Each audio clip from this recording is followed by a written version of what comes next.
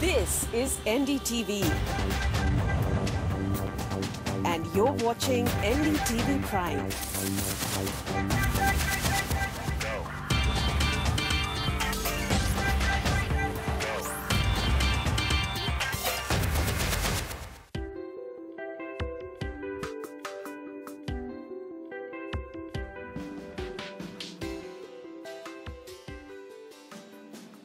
Welcome. You're watching Startup Wednesday, our special focus on the world of Indian entrepreneurs and their disruptive ideas. On the show today, Ashish Shah, co-founder of online furniture marketplace Pepperfry. Thanks, Ashish, for taking our time to speak to us. To start off, if we were to take a look at the home furniture market in India, I expect that at about $20 billion, of which only a tiny fraction of it is organized online. What really is the scope of this industry, that makes players like yourself bet so big on it? Yeah, so Natasha, like you mentioned, the overall home and furniture, market is really large, around $20 billion. And the bulk of that market today is, dominated by the unorganized market, right? So 89% of it is unorganized, and only 11% of it, of the market is organized, out of which online, plays, some role in the organized space. Just to give you some idea, over the last, 4.5 years, Pepperfry has emerged as the largest seller of furniture and home products online or offline. So we are now the largest business selling furniture and home products. And all of this has happened only in 4.5 years. We also believe that with our proposition of, great variety and great prices, we appeal to a larger, segment of people. And therefore, we believe that we will have a big role to play in organizing the balance 89% of the unorganized market today. Right. If you just talk about the seller side, where do you source sellers to put up their furniture online from? How difficult is it? Because the seller is also fragmented. We've got quality issues and sort of often a disconnect between what the customer wants and what the seller has. So how challenging is that? Yeah, so furniture and home is obviously, a fairly unorganized category, and therefore, there are no large brands, so to say, in the business. In the furniture category at Pepperfry, we have some of the large national players, around 5 to 7 of them, and then we have around close to 250 more sellers who sell on the site. These are typically artisans, craftsmen, and small and medium businesses in the furniture sector. In the home and in the balance other categories like home decor, lamps and lightings, etc., you have importers, then you have artisans and small craftsmen, and you also have a lot of women entrepreneurs who are doing a lot of DIY stuff that they make at home and sell on Pepperfry today. So I would say out of 10,000 out of the community of around 10,000 merchants who sell on Pepperfry today, I would say less than 10% of them would be large brands, and 90% of them would be mostly unorganized, small artisans, entrepreneurs, craftsmen, etc. And how do you compete with those, say, big furniture shops or bazaars and sort of move customers, especially with something like furniture, so used to touching, feeling, to seeing in real life, to, sort of shift them from brick and mortar to online?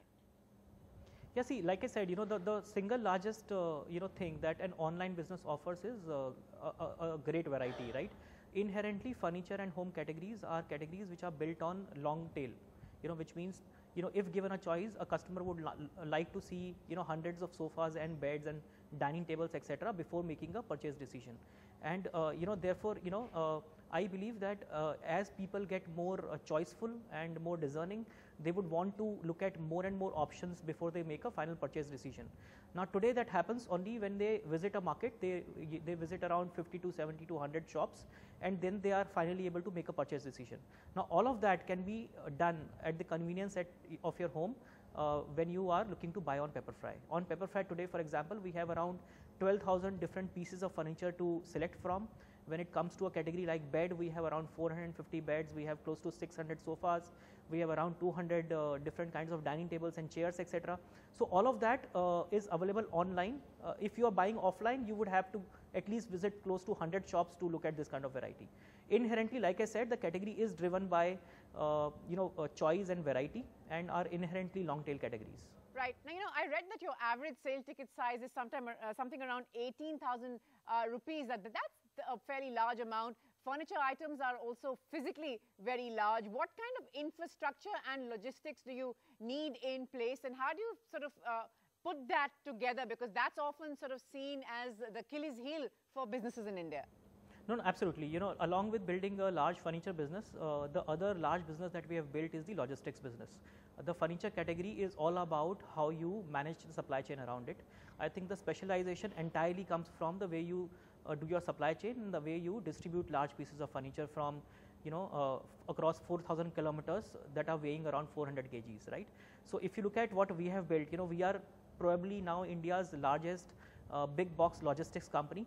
I have warehousing space which is state of the art, around 500,000 square feet spread across 16 locations across the country. I have around close to 400 small delivery trucks that do home deliveries of furniture items to my customers. I have around 290 carpenters who work with us, who go and assemble these items once the products are delivered. So this entire business of furniture is, the USP is figuring out the logistics around it. I think selling furniture is easy, building logistics around it is very difficult, and that is where I think we have specialized.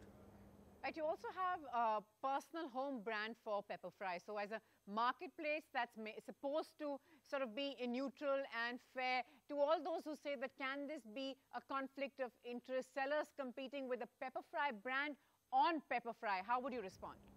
Yeah, so like you said, it can get, there could be conflicts. We are, from get-go, from the time we have started this business, we have always run a, neutral marketplace. So every brand on Pepperfry, be it a small artisans, a large brand, or our own house brands, are treated equally on the website. So for example, you would never see us doing our, promotions of a certain brand or a certain product or a certain category on Pepperfry. So you would not see us selling house brands, so to say. There would not be a banner which will say buy Casacraft online on Pepperfry. Similarly, we will also not do that for any of the other national brands like Hometown, At Home, etc. So we maintain a fairly neutral marketplace. The second thing is what we have to be conscious of is that our proposition to our customer is providing a large choice, right? And therefore my goal is to show them as many products as I can, be it from artisans, large brands, small brands, or my house brands. As long as there is a gap in the market, I will continue to focus my sourcing efforts in that direction. Right, Naina, you're in a space that has seen some close competition. I mean, who would have thought that India would take to buying furniture online in this big way? But now we have Urban Ladder, the big players like Amazon and Flipkart also have a significant percentage of the market, 10 to 15%. So how do you sort of stay ahead of the game, adopting new technology, machine learning, or whatever else really to sort of stay competitive? No, absolutely. Like I said, logistics is one of the key areas within what we do. All of my warehouses, for example, today are all state of the art. So you will find all the automation in my warehouse, which is possible in our category, because my automation is more about material handling than throughput, because my business is about handling large items, right? And therefore, if you go to my warehouse in Padga near Mumbai today, it is the largest furniture warehouse in the country, around 300,000 square feet of warehousing space. You can actually park 3 Boeing planes inside it. I have racking space which is ground plus 7 levels up. So I have equipment that actually carry furniture down from a 7th floor to ground floor while fulfilling an order. So we are absolutely technology company. We have invested in state of the art automation and equipments. As when it comes to supply chain, when it comes to online buying or purchase experience, we have things around 3D photographs or experience available for close to 35 to 40% of the furniture which is available on Pepperfry. We have virtual reality, we have augmented reality on your app, so you can pick up a sofa on Pepperfry and place it in your room and match it with the decor of your room. Right, innovation of course now at the core and at the heart of big businesses like yourselves. But there's much buzz and excitement, I admit, even among people like myself, looking forward to IKEA and what that's going to do. How do you see that? How much of a disruption will IKEA's entry into the Indian market be for the e-furniture industry? Yeah, so Natasha, like I mentioned, 89% of the overall 20 billion market of home and furniture today is absolutely unorganized, right? All of us put together, all the organized retail, including Pepperfry, all the online players or offline players, they make only 11% of the total business, right? And therefore, I think there is a need for someone like IKEA to come into India, and I think it will help our business because we build together a lot more awareness about buying furniture from organized retail outlets. right, or retail businesses. And that is where I think entry of players like IKEA would help tremendously to businesses like ours, because finally even Pepperfry today is a large marketplace. We sell almost all the retailers who are present in the country, be it national players or regional players or small artisans or craftsmen, right? So I think as far as the organized retail is concerned, all of us will coexist and work together, and our goal would be to organize, get share from the overall unorganized market in the furniture and home space. Right, you speak of creating more online retail awareness.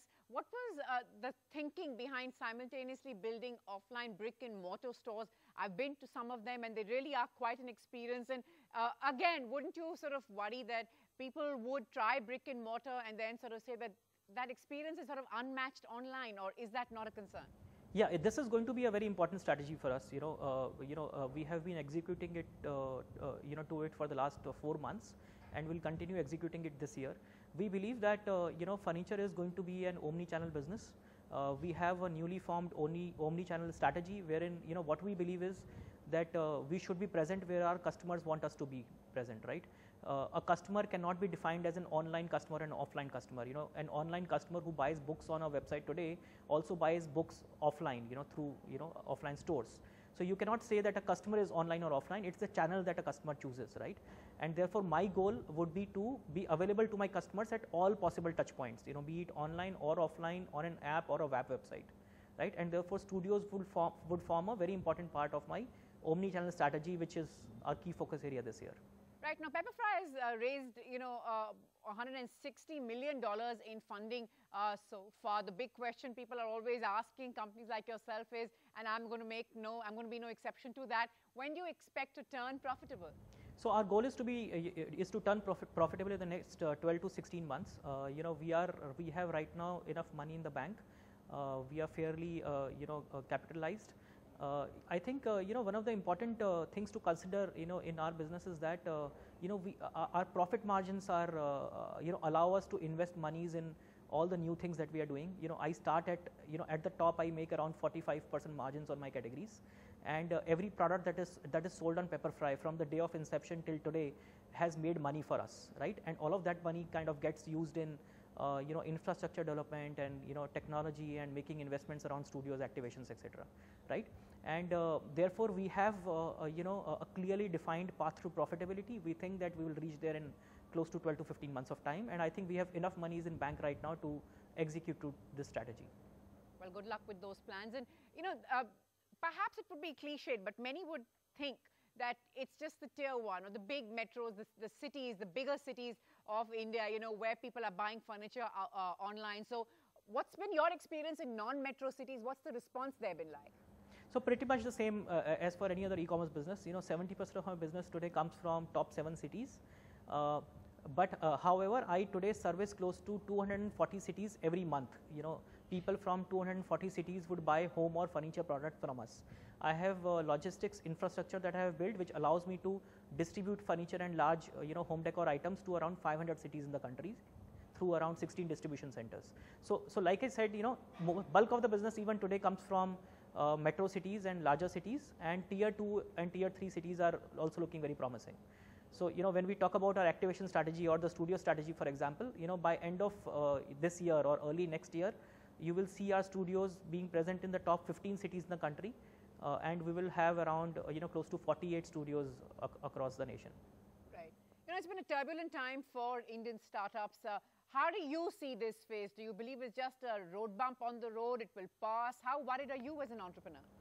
See, I think I think the overall sense around this, varies from a business to another business. From get-go, before even starting Pepperfry, we had around 16 years of work experience under our belt. We had also in the past built large e-commerce businesses in the country, and I think therefore our focus from get-go has been to focus on creating value than worry about valuation. I think we always believe that you cannot decide that this year you will grow and next year you will make money, right? A business is supposed to grow and also make money at the same time every month and every quarter and every year, right? and therefore, you know, from the get-go, from the day we, you know, started this company, we have always been focused on profitability. You know, every quarter, every half year, every year, we would have, you know, kind of increased our margins by taking several initiatives. So I think, yeah, times are turbulent, and you know, it is important for every business to take the right steps to ensure that business, you know, serves both the purposes of growth as well as making money.